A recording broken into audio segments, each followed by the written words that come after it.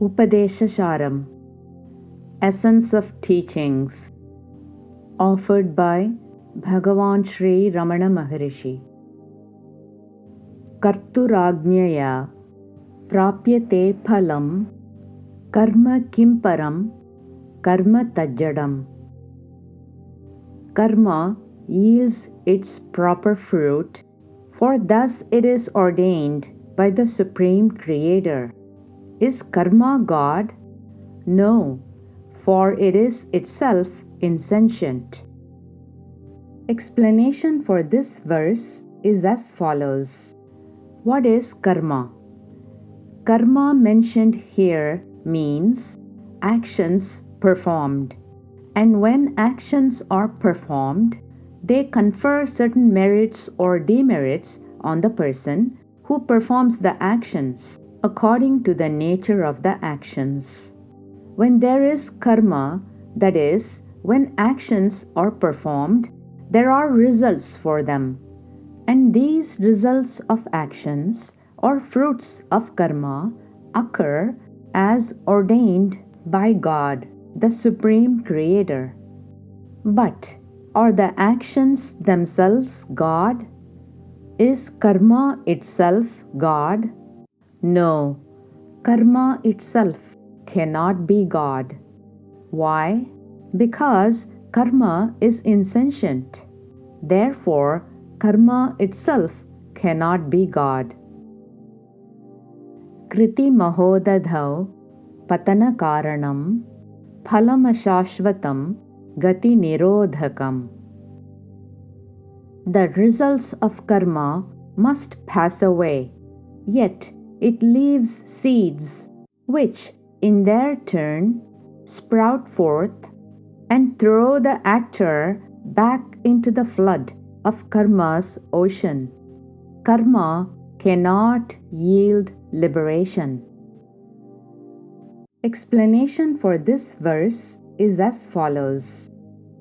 In the previous verse, it was stated that karma is insentient and therefore it is itself not God.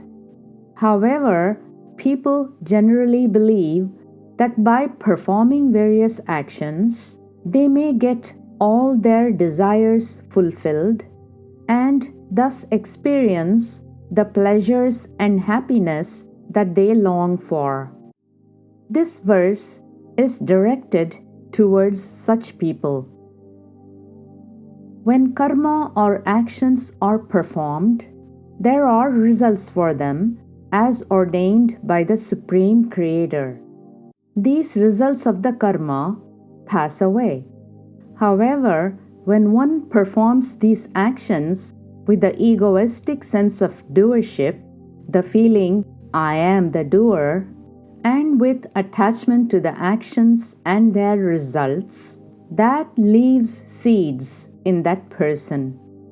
Seeds or vasanas are deep mental predispositions consisting of strong mental tendencies such as desires, passions, likes, dislikes, hate, anger, fear, and so on.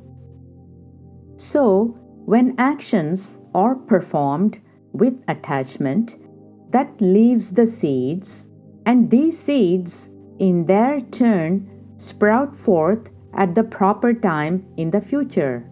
That is, when the conditions are suitable and conducive, these seeds take shape and manifest themselves. This causes the person to perform more actions and get the appropriate results for those actions. Thus, karma done with egoism throws the actor back into the flood of the ocean of karma, that is, the vicious cycle of actions and results, births and deaths. But can such karma yield mukti, liberation, to the person? Can actions offer moksha, salvation, to the person? No, says Maharishi. Karma itself actions themselves cannot yield liberation or salvation because karma is insentient. Ishwararpitam nichayakritam chitta shodhakam mukti sadhakam. Actions performed without any attachment and in the spirit of service to God will cleanse the mind and indicate the way that leads to the final goal of salvation. Explanation for this verse is as follows. The previous verse pointed out that those who are engrossed in lower desires and perform actions with egoism and attachment are thrown into the ocean of karma, the vicious cycle of actions and results, births and deaths. But then there is the higher goal of salvation, which can be attained by those who can overcome the tyranny of desires and passions, and who can control the mind and make it quiet.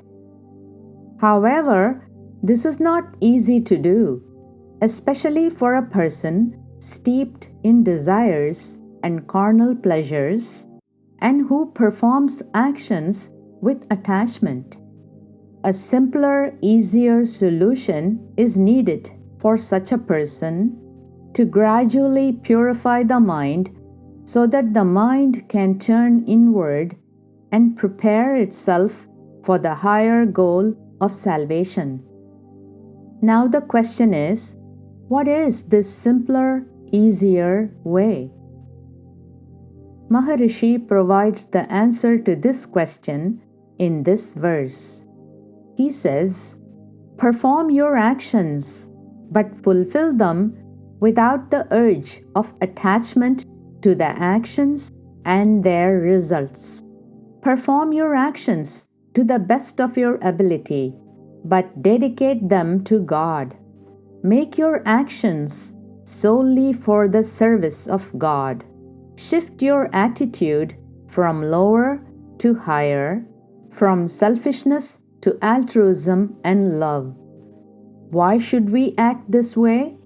Because performing actions solely as service to God without passionate attachment will cleanse and purify the mind, and this in turn will lead to the higher goal of liberation, salvation. Kaya Vangmana Karyam Uttamam Pujanam Japa Chintanam Kramat. This is certain. Worship, reciting God's holy name, and meditation are performed by body, voice, and mind, and they excel each other in the order specified here. Explanation for this verse is as follows. In this verse, Maharishi specifies the various spiritual activities that a seeker or devotee can practice. The activities are worship of God, bhakti, reciting God's holy name, japa, and meditation, dhyana, and they are performed by the body, voice, and mind, respectively. Maharishi not only offers the methods, but he also stipulates the order of excellence of these methods. He states that meditation performed by mind is superior to reciting God's holy name performed by speech, which is superior to worship of God performed by the body. This does not mean that everyone should directly perform meditation because it is the most excellent in this order set down, but it only means that people should follow one of these methods according to what is best suited to them at a particular time. One will lead to the other at the right time. In fact, one can be involved in any of these activities at different times with a view to constantly keep the mind turned inward towards spiritual advancement and mental purification, which is reducing disturbing thoughts and creating quietness in the mind. However, one should know the order of excellence of these methods so that one can gradually improve oneself and step up in the order of excellence. Jagata Ishadhi Yukta Sevanam Ashtamurti Brid Deva Pujanam. Considering this eightfold universe as the manifestation of God, whatever worship is performed, that worship indeed is the excellent worship of God. Explanation for this verse is as follows. The universe is said to be made up of 8 aspects.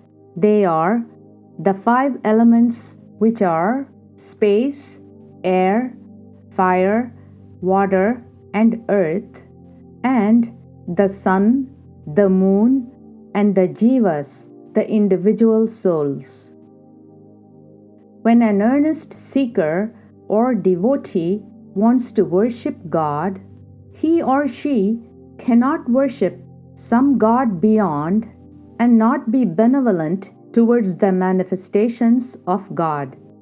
A spiritual seeker, especially one who believes that there is only one supreme being, has to necessarily accept everything as the manifestation of God.